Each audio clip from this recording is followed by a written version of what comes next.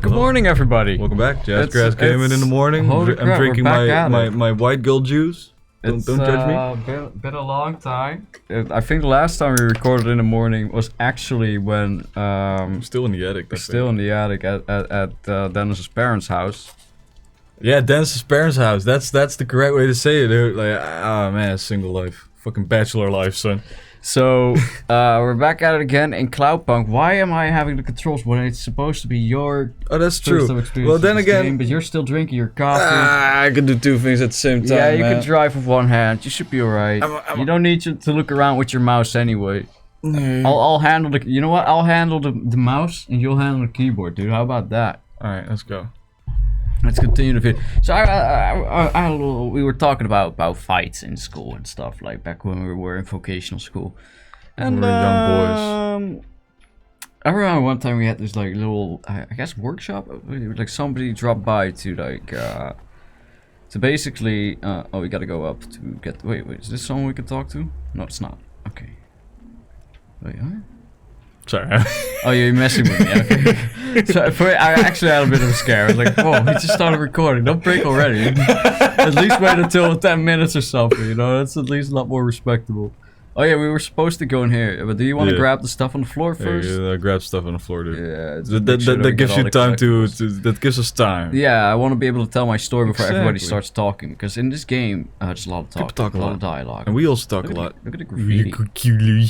It's adorable. Anyway, yeah, we had this workshop. Somebody came by when, you know, to talk about IT security, and the thing is, yeah, they're talking about IT security, and but it's mixed classes, so multiple classes are there listening to this whole thing. That's amazing, yeah. And you know, we're just sitting there listening, and I look over to my to the front right in front of me, because I'm like, you know, like those two dudes. They keep looking back and forth at each other. And it's like what are they up to, right? All of a sudden, the front one gets up and throws his fucking chair at the other one. I love it when the chairs start being thrown. Right? Actually, we gotta wait. If wants us to be, there we gotta talk to Huxley. Oh yeah, we gotta talk. Well, you talk to you. Right, yeah. So they just like fucking jump each other. They straight up just get into a massive fucking fight, right, dude? Do you see what I'm seeing there? Good thing I looked at it. Jesus, Huxley. Well, hey, I guess you have one hell of an idea for sightseeing. At least less rent for them to pay, I guess. What are you talking about? Now it's a nice a piece of art, so the rent is got doubled. Fuck. Because now it's a cultural heritage. A lot of chairs. And they're not allowed to renovate because of it. A lot of chairs went flying in that place, I can tell you that. I can tell you one thing, maintenance costs surprisingly went down. Oh, that's the worst. Anyway, but yeah, these two dudes, you know, and you know, they're just like going nuts, and people. The hilarious part, we're in vocational school. No one's gonna pull them apart. Who the fuck is like jumping in there to pull them up? No one, because we're all just like. Everybody's like, Everybody's like, fuck, where's my phone? We have to. Oh fuck, we have to keep it at our desks. Fucking assholes. I gotta put it at fucking. Why do you fight now? Put it on dumper. And yeah, so. You know, the teachers and the guy giving the workshop, you know, the guest like lecturer, I guess you could call it. Mm-hmm. Not in college, so I don't know if you could call it a lecture, but it's a lecture. It's a lecture. It's a lecture. And they put them apart. You throw them out the class, you know, and just like deal with that. And we just sat there and we're like, Steven, wake the fuck up. Wake up, dude. No, don't start rolling a joke. Someone just fought. Did you not? God damn it, Steven. You should have seen this shit. It would have been hilarious. We would have something to talk about when we smoked that joint. So on one end of my fucking shoulder, somebody throws a chair at another dude's face and they start fighting. And then to my left, someone has fallen into a deep coma that I gotta pull him out of, and he immediately starts rolling a spliff. It's the duality of thinking man. that's what I want him to do. Like he wakes up, he's like, "Oh, don't worry, Brian, I'll roll you a spliff." Peace and war, peace and war, dude. Me and Damon have a good story about fucking chairs and fucking tables flying through classrooms, like because we went to fucking special ed, son. Oh yeah, because you were like I did not know how to read. Still don't know how to read. I know how to read for work. That's where it stops. Okay, so just a little clarification. It's not that he was actually like unable to read. It was just more that dyslexia. Yeah, he was super severely dyslexic. Like I'm about as dyslexic as that door over there. So it's a nice little touch thing. So like we had like kids with like real anger issues and shit. So it would just take. I can't snap with my left fingers, but it'd take that for the kids to fucking pop off and just start flipping tables, like screeching fucking throwing tables, and I'd always be there sitting like this. Because it once happened where I didn't do that, and the girl was like, "What the fuck you laughing at, Dan?" I was like, "You want some?" I was like, "Nah, I'm good. I don't want to mess with this." Oh, I'm picking my battles. You're fucking hopped up on rage fuel. I'm not winning this. Yeah, you've got that dart strength. Yeah, I'm like, nah, I just don't know how to read. For the rest of the time, I'm just fucking vibing, son. Oh, man, I remember in the first elementary school that I went to, the Catholic one, we had a boy in our class, Frank. Now you know, I know that I'm a fucking retard because other retards are always drawn to me. Mm-hmm. Because Frank was a bit obsessed with me. But even as a kid, I was just chilling, you know. I didn't particularly care or anything. I was just like, I just want to go home, play some GameCube, some PSX, maybe some PC games, you know, or like ride my bicycle with my buddies. Yeah. He lived in a different neighborhood, so I didn't. Luckily, so I didn't have to like play with him every fucking day. But he was like a bit obsessed with me. But he was clearly getting abused, and nobody gave a fuck. Oof. Right? Nobody at this, because it's a Catholic school. They're already being abused in the other rooms. Oh, dude, like I tell you, like my dad went to school with me. I remember the I told you about Newfoundlander. E4 Newfoundlander. That dog was big. Big boy.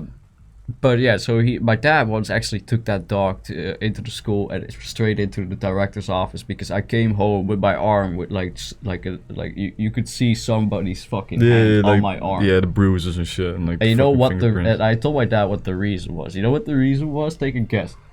What would cause a teacher to grab your arm so tightly that it leaves a bruise, that it leaves 5 bruises? Usually when you insult the fact that they went to school for fucking 6 years and you still don't understand what they just said. No, it's worse. I made not 1, but 2 mistakes on my calculus work. Well, she was insulted by that. I was like, fuck, I went to school for this shit and the stupid kid can't even know. Fuck you! Well, I don't know if that was the thought process behind it, but I had it over my work. She looked at it, and she yanked my arm and like squeezed it real tight and told me to do better. Fuck you, bitch! Now I'm gonna be. So I went home and I told my dad was like, "Where'd you get those bruises? Did you get it like weird bruises? What happened, man? Yeah, you have a fight, you fall." And I was like, no. My teacher grabbed my arm because she got mad at me because I made 2 mistakes in my calculus work. And my dad just like turned red, was like, I'm gonna take the dog for a walk, and walked out with the dog. And then I saw through the window. I saw him just walk straight into the school with my dog. Oh, wow. Walk into the director's office and like, okay, explain. And like according to my mom, she told me about this way later. Like, yeah, he went into the office and threatened the director. Understandable. Well, yeah, but looking back on it, that director could have easily called the cops. That's true. Like a very stupid move, but understandable. Bro, like if I would have kids and they'd hear that shit, I'd also get over to the head office and have some stern words with somebody. Like, holy fuck. But to get back on that story about Frank the fucking retard, right? Frank the retard. Frank. If he ever finds out that I'm you're still dead. alive and he watches this fucking particular video, he's gonna fucking hate me. But he was clearly getting abused. Nobody gave shit, but he had behavioral issues. Mm-hmm. And one day, fucking course. this kid walks into the fucking classroom, bawling his eyes out. Ooh. Because he with his take a guess at what I'm about to tell you. Take a guess at what I'm about to tell you. Like so much is going through my head, bro. Like I was walking in with his pee-pee or something, or I don't know. Dick, motherfucker. He had his fucking pants down. Yes! His underpants down at his ankles. This is group 4 Oh! or 5. Oh no! And he walks in and he's bawling because he had to take a shit and he almost made it. Oh, that And he poor didn't- and he didn't, motherfucker! come back crying like because you know. Shit's everywhere. We got a He hasn't situation. wiped before he walked in already. Pure figured out, panic. He's just pure panic. He walked with his shit ass, bawling his eyes out. The girls are laughing at his dick, and all the boys are like, "Stop laughing at his dick! What the fuck?" Yeah, you're all insecure. I remember a couple of my classmates actually just was like, "Don't laugh at his dick. Nobody here has a bigger one anyway because we're kids." Like one kid said that, and I was like, I thought everybody's dick was that size. It's like, what the fuck? It's all the same. That's too small. Is this adequate? Well, I had a little moment, like, I don't even know why I'm hurt. No, but so I mean, and another time, this dude, we were messing with each other, like me and some other kids. And we had, you know how you had like, I don't know if they still have them because of like child safety, cuddling and all that stuff. But we had like the pole, the sideways pole that you like balance across and to practice your balancing and stuff. Yeah. I played that a lot because my physical therapist told me that I should because my motor skills are shit. But Reinforces that shit. you know, we while we were walking on it, we would always mess with each other, like give each other a little shove or whatever the fuck. Throw balls at him. I give this dude a little shove, like not even a hard shove because I'm like I gotta be careful with this kid because he's a fucking time bomb. Mm-hmm. He falls, but like not like sideways, not backwards or forwards, just straight down with the fucking. Like the balls, man, the balls. Already you were like, let's make sure that this man doesn't reproduce. I didn't do it intentionally. You're supposed to fall sideways. There was a sand pit right next to it. That's what we fell into. Jeez. And he falls straight with his balls on the pole. And me and the rest of the kids, we look at each other and we book it. Hell yeah, dude. Because we were like, this kid is gonna blow. Explode. Bro, I used to have one fucking kid, like friend of mine, and we would play outside and shit. But if he would get mad, he'd get in a rage, dude. Yeah, well, that's the thing with him too. And he was a little husky, you know. So whenever like you'd be playing a little rough, shit. like and you'd accidentally hit him, like just a tad too hard, you know, he'd fucking lose. You'd start running. You'd be like, hell no, this kind of motherfucker's gonna break my neck if I don't watch out. Oh yeah, dude. It's like fucking hell, dude. Start running. I do remember I once went to like play at his place, and like his dad. I don't like as a kid. I had never met anyone more imposing. Ooh. The thing was, he was tall. He wasn't fat or anything, but he was like, you know, he had a dad body.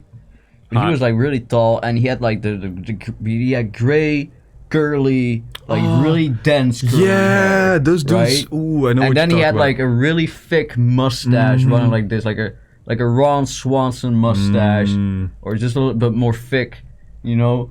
And he had a real stern face. He had a hooked nose, and a really big ears. Like this man was like, how else can I describe it other than the ultimate 70s villain? Like, like I cannot name a single actor that even comes close to looking vaguely like him, but he should have been one because he would have been iconic. Like all other villains would have been based on it. Damn. None of them are. Did he have a very bassy voice as well? Like when he talked loud. Yes. Those guys always scared me as a kid. And not even that. He talked to his son like it was a fucking dog. Ooh, shit. I know some of those dads, and I never liked playing there. I was, and you know what he did? You know what he straight up did? Because they had a station wagon, but like he put all his work stuff on the back seat, and then just made us ride in the trunk. We liked it. Yeah, we thought it was a fun experience. Yeah. But looking back on it, I've driven in the trunk as well. I remember Frank asking his dad like, "Hey, can we just ride on the back seat this time?" And his dad going like, "No, get in the trunk. Get in the trunk, bitch. Trunk now." Okay. Actually, I should try to emulate his voice. Trunk now. Yeah, the real booming ones that go like, "Hey, listen to me." That's what I do when I'm angry at work. I was like, "Ma'am, if you don't have the receipt, you're not getting it back. Fuck off." Exactly. Like, it's just, yeah, man, that was some shit. But we spent 60 minutes standing here and not actually playing the game, so... Next time on Jazzgrass. Bye! Bye! Go to In Between Podcast.